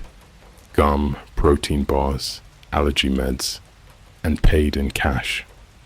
I stood near the pharmacy pretending to read shampoo labels while watching the front door in the security mirror. Then I saw it. A white van, not parked, not moving, just idling at the far end of the lot, behind the car return, where no cameras reached, no company logo, no plates on the front. It was matte white, like someone had painted over it to hide branding, and it had one back window covered in cardboard, duct taped from the inside. I swear, the second I looked at it, the engine turned off. I walked straight back home, fast, paranoid. Every footstep behind me felt too close, every sound too sharp. When I got back, my roommate was gone. No note, no text, just the TV still on, paused on some pause YouTube video with the title, Real Life Demon Caught in Security Camera Footage. I hit play. The screen glitched. Not joking, glitched. Like full distortion, audio skipping, frames jumping. Then the video stopped and a black screen came up. Just one line in white courier text. Your footage is better. I shut the TV off at the wall. Something told me it wasn't just a viral video. The visit. That night, I got a knock again. Not the door this time. My window. I live on the second floor. No balcony, just a flat brick wall and a sheer drop to the driveway. But at 3:46 a.m., something tapped on the glass 3 times. Not heavy. Light. Controlled. I didn't move. I couldn't. I lay there in bed, frozen under my blanket like it could somehow shield me. Then came a 4th tap. Slower. Fingernail sounding. Then silence. When I finally got the courage to peek, there was nothing there. No person, no animal. But on the glass, dead center, was a fingerprint. Perfect. Smudged in what looked like ash or soot, not dirt. I took a photo of it. Checked my phone later that morning. The image was gone. The woman in the hoodie. The next day, I met someone.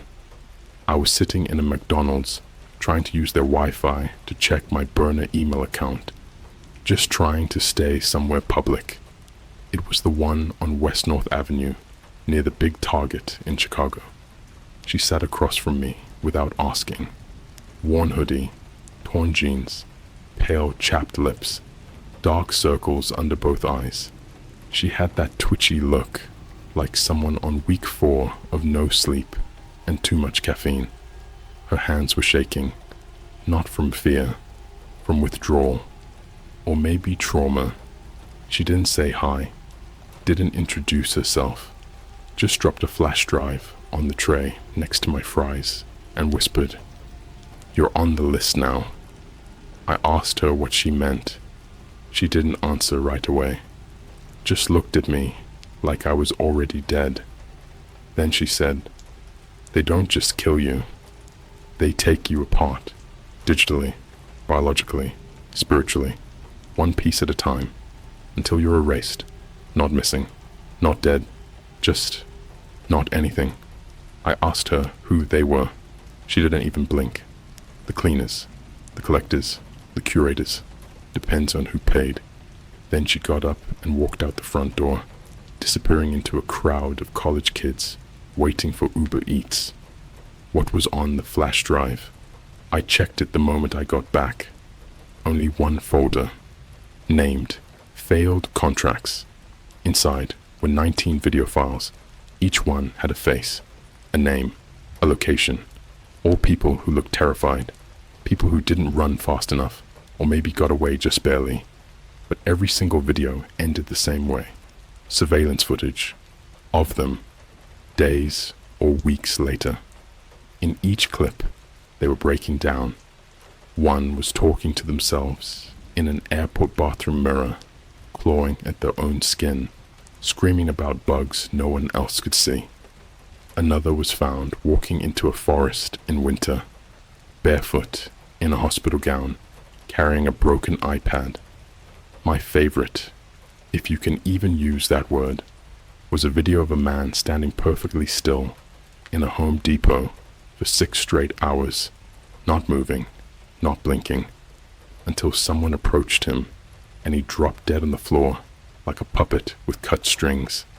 The final video was of me, sitting in that same McDonald's, from the perspective of a booth behind me. The timestamp was from 2 hours before I'd even arrived there. The collector's gallery. I went back to the DarkWeb forum.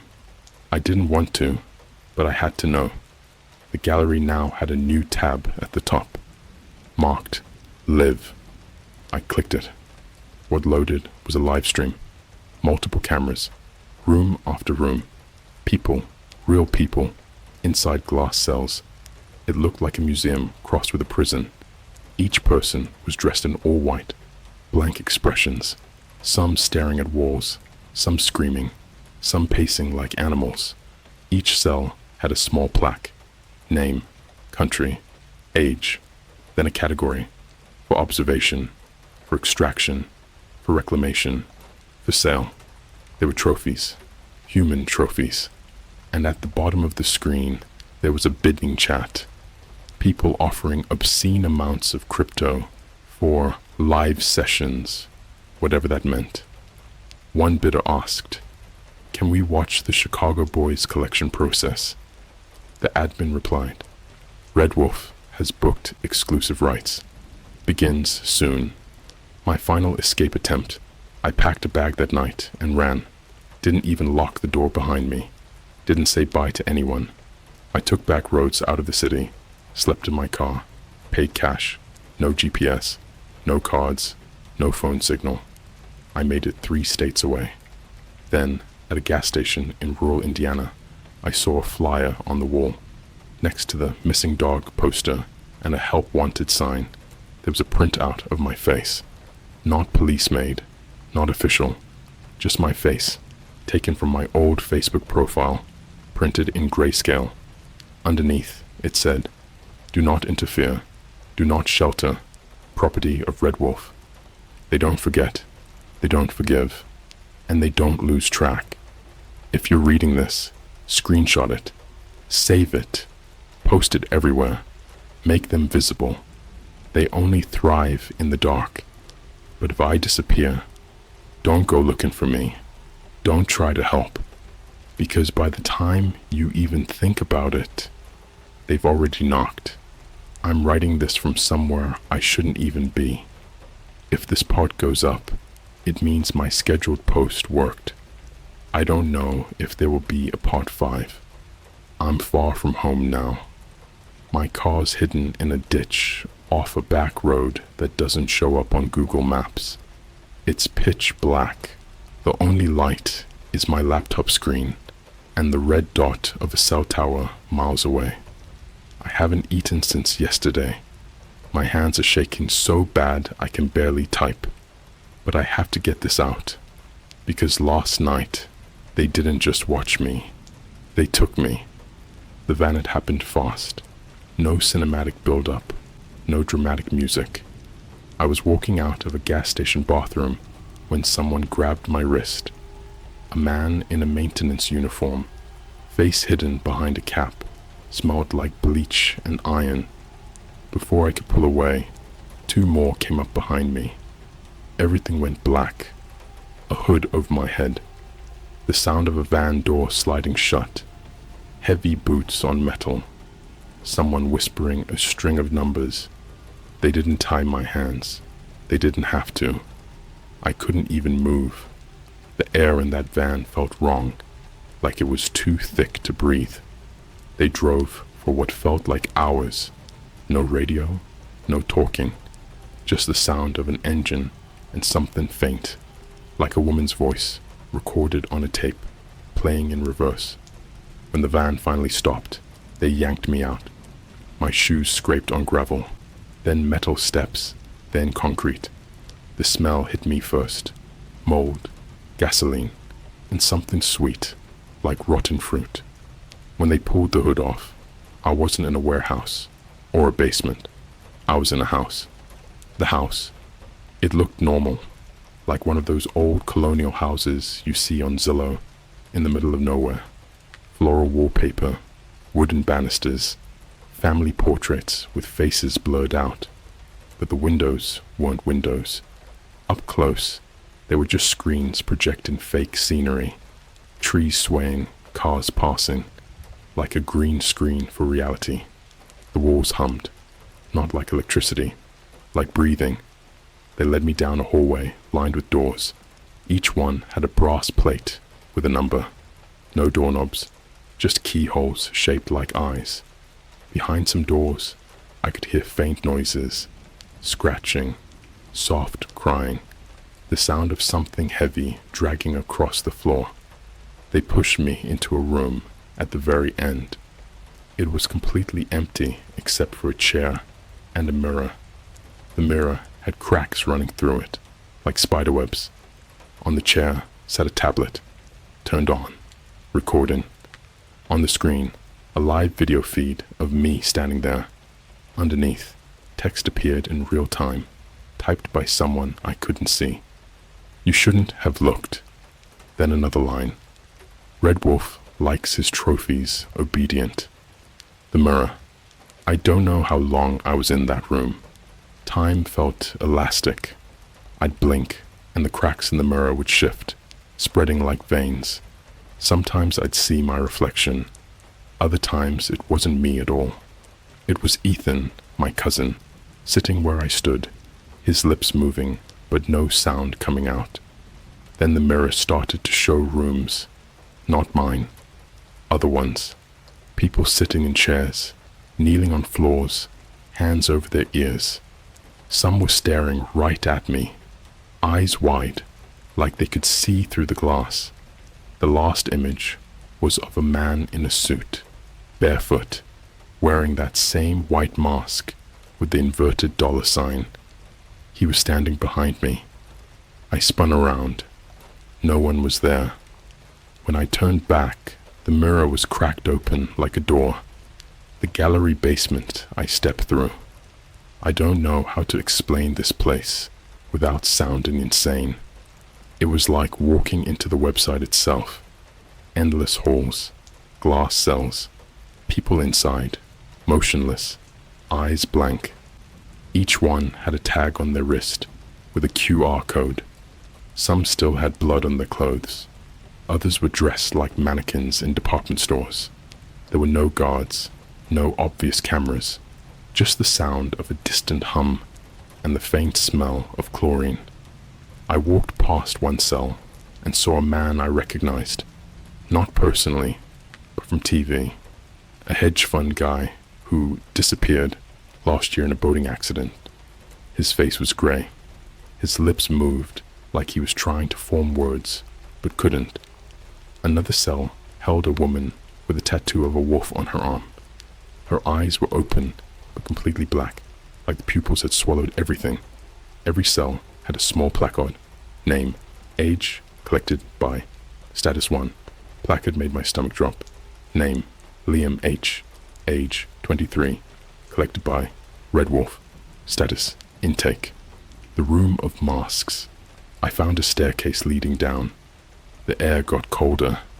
At the bottom was a room filled with shelves. On each shelf were dozens of porcelain masks, different symbols painted on them. Crowns, daggers, eyes, dollar signs. Each mask had a date carved into the back, and next to each mask, a small jar.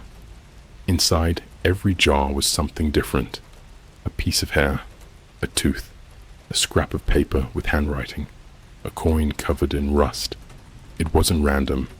These were trophies, personal pieces of everyone who had been collected.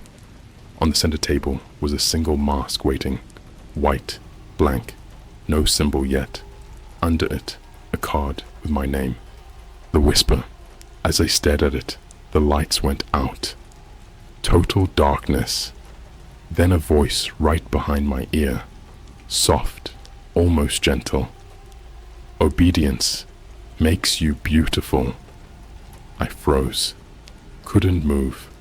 Couldn't breathe. The voice moved around me, circling like a predator. You watched. You dug. You wanted to see the monsters. Now you are art. Now you are ours. Something cold touched the back of my neck. A fingertip, or maybe a blade. I bolted. I don't even know how I found the door. I just ran through pitch black, upstairs, down a hall, out into night air that didn't smell like air. I kept running until my lungs tore, until the woods swallowed me. Now I don't know how I escaped. Maybe they let me. Maybe I'm exactly where they want me to be. The flash drive is gone.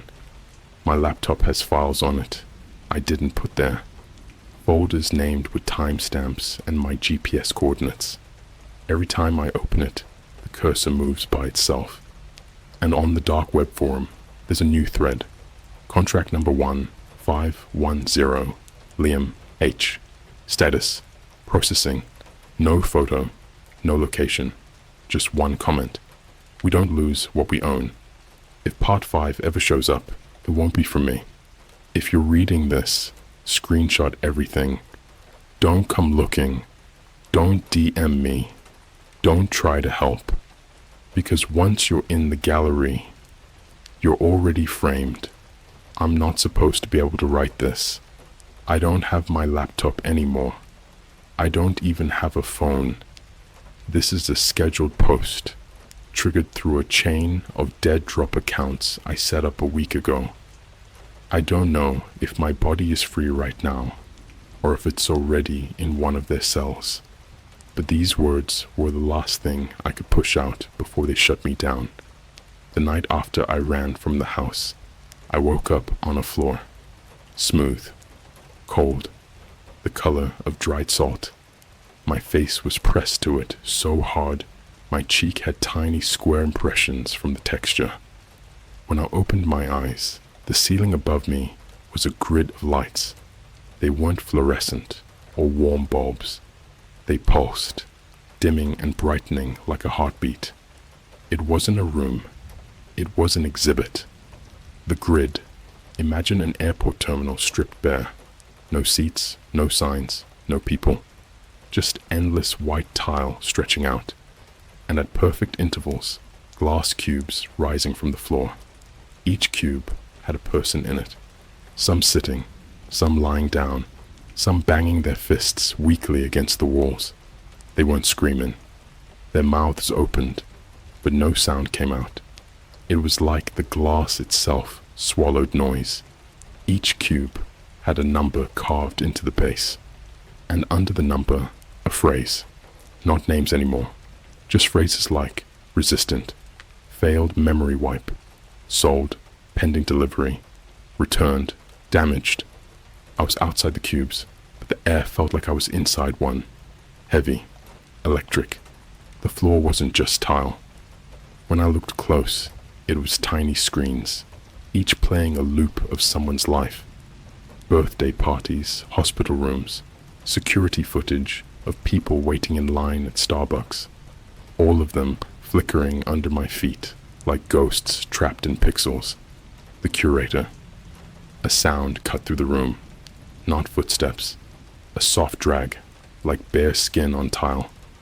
From between the cubes, a figure emerged. Not the man with the mask from before. This one was taller. Their face was completely covered in stitched leather. No eye holes, no mouth. Their hands were gloved, but each finger had a tiny metal point, like a scalpel tip.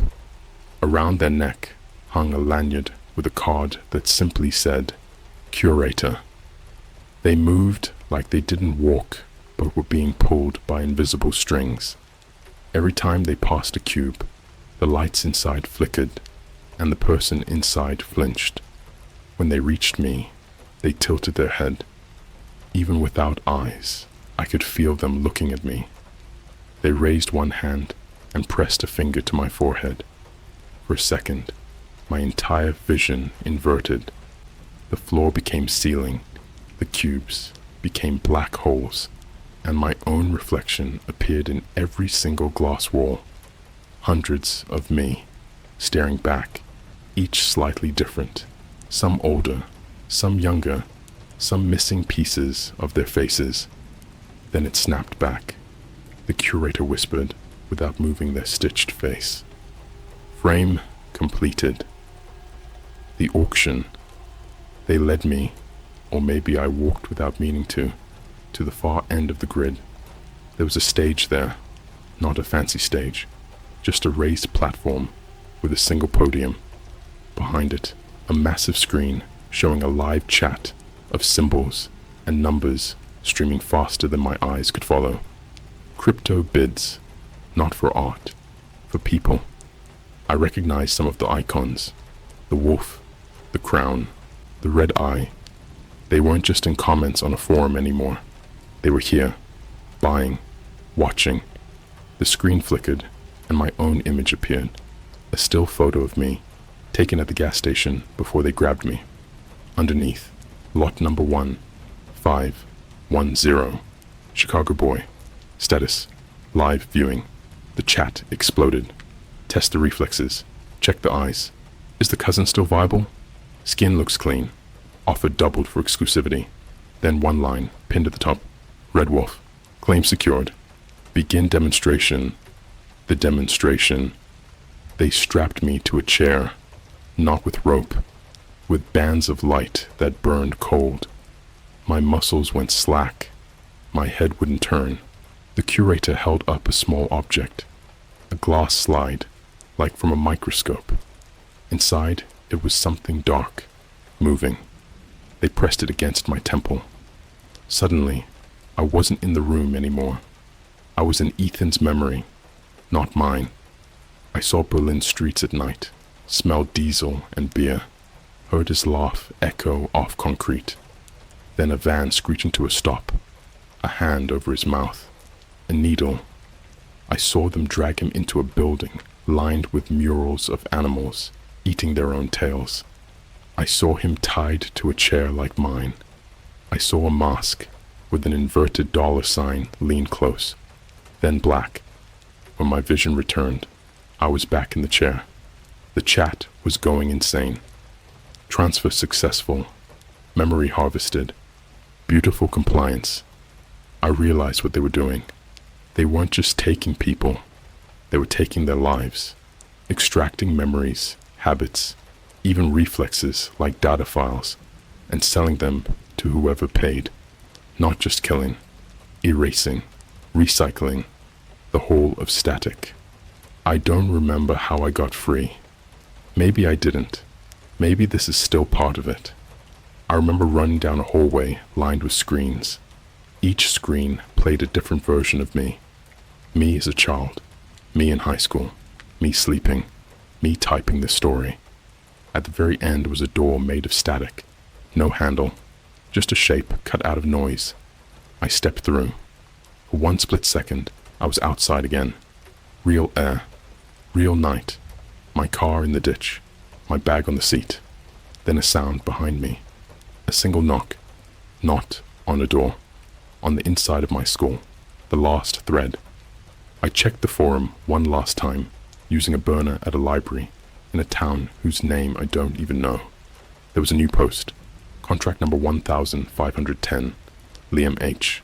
Status, completed, underneath, a photo, not of me dead, not of me alive, a photo of an empty chair, and on the chair, a mask. White porcelain, blank, no symbol. In the chat, one line pinned. Red Wolf. He writes himself now. Art makes itself. If you're reading this, this is where it ends. If you followed every part of this story, you've walked through the gallery with me. You've stared at the cells, read the contracts, seen the names. That's all they need. Attention is a contract. Curiosity is consent. You've been looking at the exhibit long enough that the exhibit is now looking back. Don't check the forum. Don't look for me. Don't search for Red Wolf. Because when the knock comes, and it will, it won't be at your door. It'll be inside your head. And when you hear it, you'll already be framed.